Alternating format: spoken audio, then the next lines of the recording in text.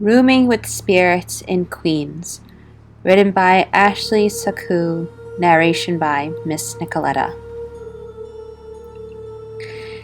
In 2016, 4 of my friends and I moved into our new house in South Ozone Park, Queens, to find out we were not the only ones living there. Emily, Jada, Aaliyah, Cindy, and I had all been looking forward to moving in for almost 2 years. The third year meant no more of the yucky food, living with strangers, and no public bathrooms, just us 4 only. As soon as we went into the house, we quickly made it ours, decorating the walls, putting cute portraits and paintings everywhere. We even did a housewarming party. We all felt safe, happy, and comfortable in our new home. Shortly after settling in, my roommates and I started hearing these unexplainable sounds throughout the house. We'd hear the shower sliding door move on its own, footsteps sounds from upstairs, and the front door being opened and closed. We were very suspicious of the sounds, but we quickly brushed them off and continued with our lives. That was until October 27th. While all 5 of us were sitting around the dinner table, a pan on the stove began to rock back and forth on its own. No wind, no nothing. We tried to pretend and play it off like it was normal, but nothing could explain the shaking. All this tension in my body, I started feeling as if something were crawling on me. The hair on our bodies all stood up like trees in shock and fear. We decided that we had had enough, and we had to get to the bottom of these strange sounds and occurrences. 10 minutes later, we lit candles and set up a homemade Ouija board in the middle of our table. "Is there anyone here?" we asked the board. No responses. We asked again and again, but still no response. After a few more tries, the planchette slid over itself to the word "yes" written on the piece of paper.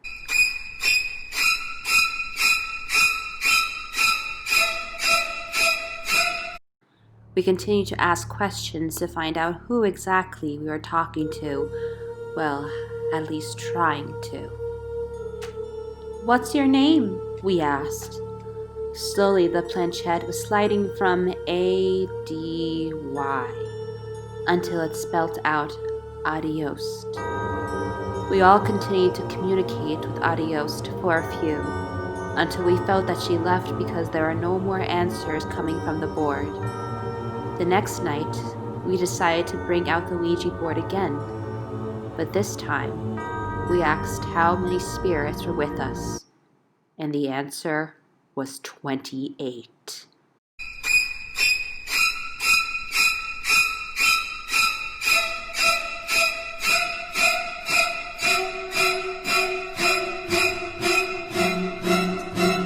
We were in shock.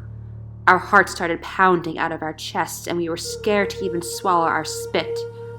We asked some more questions to get clarity, even though we were scared off our butts. After we asked who was with us multiple times, we got a few names: Nadu, Verdi, Lovesack, Court, and Tam. We asked Nadu a few questions about my life, and all of the answers were correct.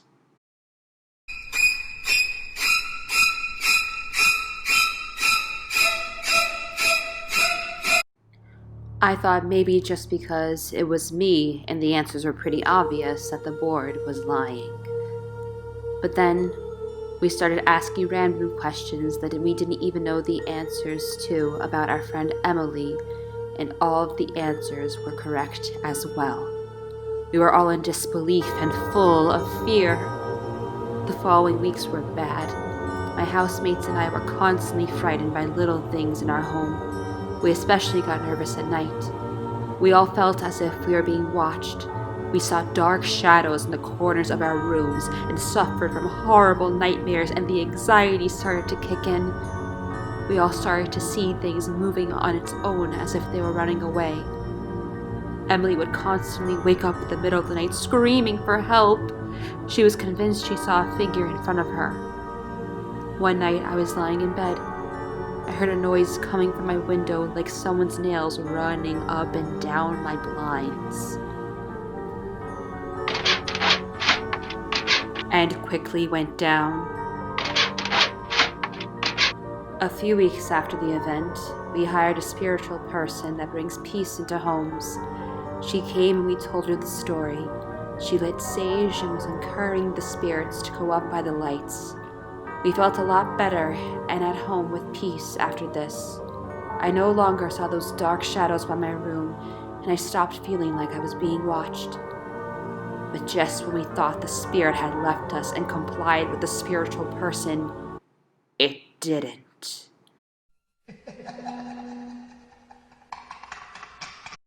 The person told us the spirit she helped us get rid of was now following her. The spirits were interfering with her life all day and every day, until one day she couldn't take it anymore and ended her own life.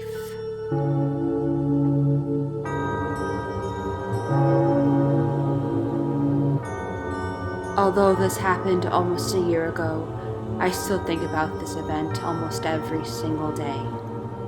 We moved from the house, went back to our homes. We couldn't risk living like this again. The crazy thing is, the new owners who moved in with their 2 kids went missing for about 5 months now, and the condition of the house and the yard is a complete mess. A few months after that, someone else bought the house again and turned it into a cemetery. I used to believe movies were made up and full of fiction and fantasies just to live my own story to tell that had me fear for my life. Despite having this terrifying experience, not a single part of me would take it back. I feel more aware than ever that this world is nothing like we think it is, and that we are not always alone.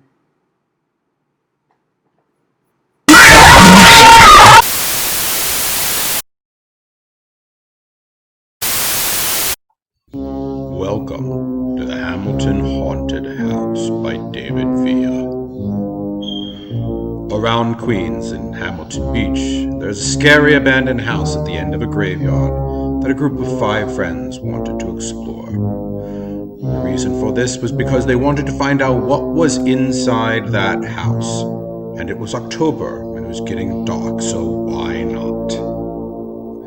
It's 7:25 p.m. and the friends just started walking inside the graveyard. It was pretty foggy and suddenly a laughing sound was heard. To the left, the friends was a Grim Reaper, and he said in a creepy voice, "I am watching you." The group was silent in fear and shaking. But about 10 seconds later, the Grim Reaper disappeared into the darkness. The group kept walking until they reached the house. They finally reached the house, and before they could open the door, a voice out of nowhere came and said, "Enter if you dare." There was a sign that said, "Do not enter," but the group ignored it. When the friends entered inside the house, they found it was pitch black, so they used their phones as a flashlight to look inside. The first thing they saw as they walked was a bunch of scary pictures and scary messages written in blood. They walked up to the second floor and found a room that was old, and in the room there was a skeleton hanging, and another laying on the table, all covered in blood. The friends were frightened, so they left the room and went into the hallway. They decided to walk back down, but as they were going back down, they shined their flashlight, revealing a door out of nowhere, saying, "I warned you." And then a psycho holding a knife was behind them, and he started charging at the friends. The group, meanwhile, were screaming as they went downstairs. They went into the basement and locked themselves in. One of the friends said, "We need to get the hell out of here as quickly as possible." 10 minutes later, there was a shadow in the room, almost looking like Bloody Mary. The figure just kept walking slowly. After that, the 5 friends decided to just get out of there no matter what. They broke through the door. Once they left the house, they saw from one of the windows that the figure they just saw in the basement was looking at them. The group just kept running until they were all at their houses. That night, They could not sleep at all due to that one scary experience in the haunted house. One lesson they all learned that one night was don't ever go into an abandoned house during the night, and remember, you are not alone.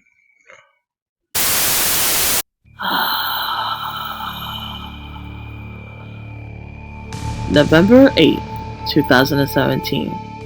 The day of torture and confusion. Around the summer of 2017, my parents decided that we were going to move. Moving into a new house was very overwhelming for me, and I wasn't ready.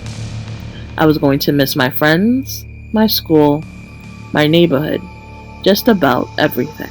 Our new address happened to be 1857 Anthony Ave. Moving from Queens to the Bronx is a big adjustment. I've been in Queens my whole life since I was born, and now I'm 14. First day of moving was very typical, very hectic.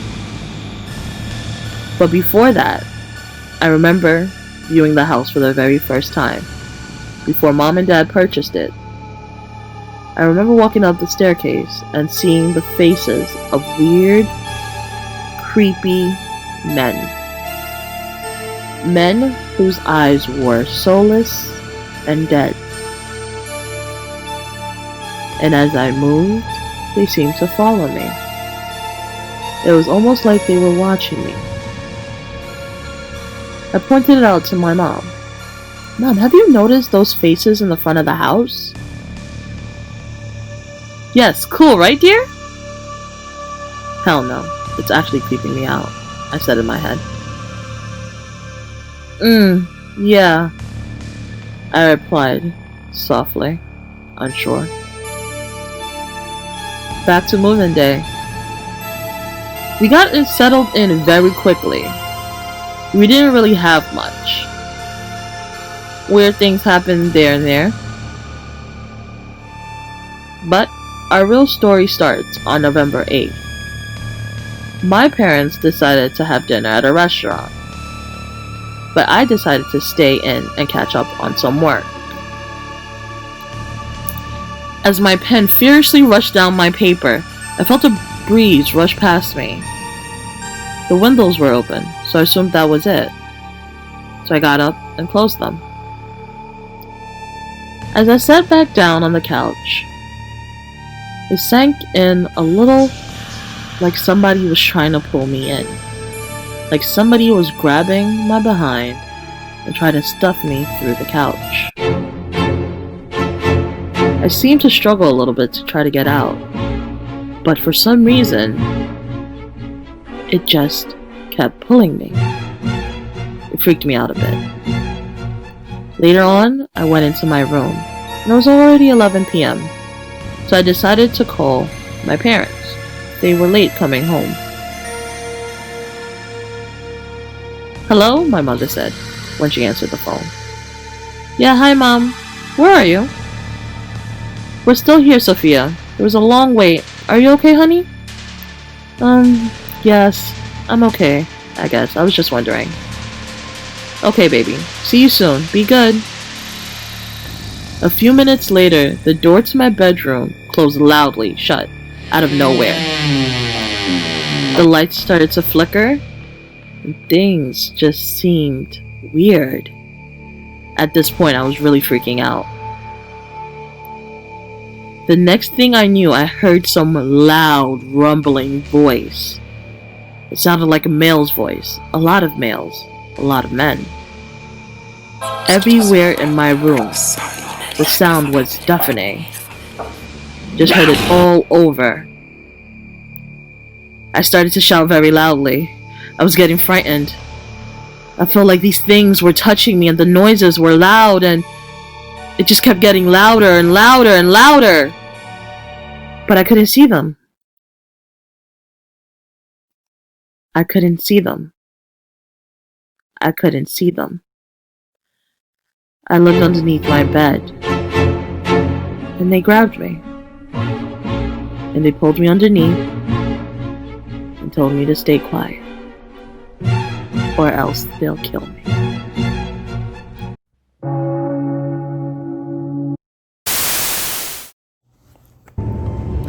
My Forever Home by Kathleen Conti Marrero. Narration by Mr. Ureña.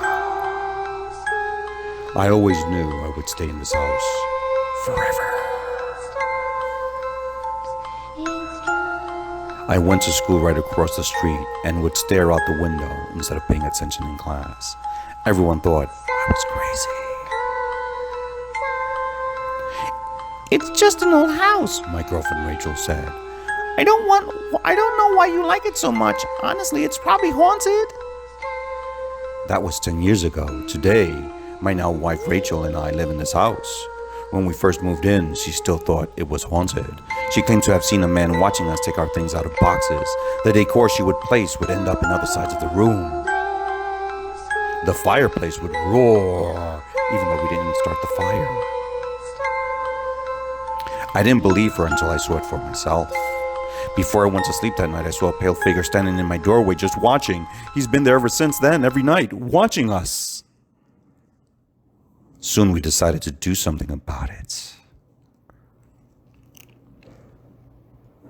Tonight, we had a plan.